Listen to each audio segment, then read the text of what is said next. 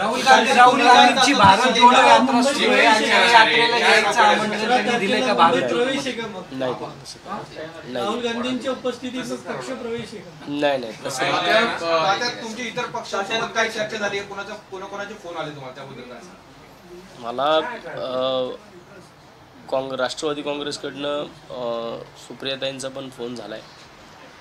मला फक्त आता दादा शिवाय माझ्या संघ कालच्याला अभयजी छाजड बोललेत, माझे मित्र अरविंद शिंदे पण बोललेत.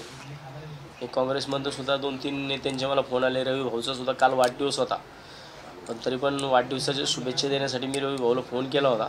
त्यावेळेसुद्धा भाऊबरोबर बोलणं पण झाले. मला वाटतं की काँग्रेसमधून सुद्धा 2-3 लोक माझ्यासोबत बोललीत. शिवसेनेकडनं सुद्धा राऊत साहेबांचा पण फोन माझा झाला आहे. सुप्रियाताई सुळेंचा पण मला फोन आला होता. त्या कदाचित मला आज म्हटलं मी शक्य असेल तर आज मी पुण्यात आले तर मी तुम्हाला भेटेल.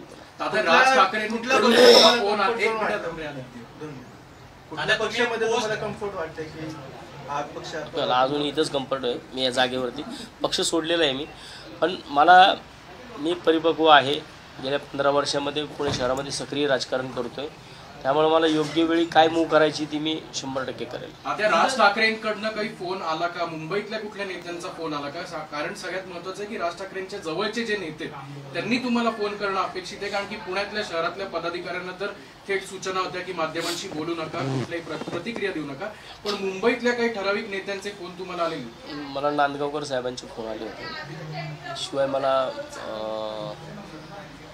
आमचे दिलीप बापू धोत्रे हे पण माझ्याकडे येऊन गेले. विद्याधर मानकर सर माझ्याकडे येऊन गेले.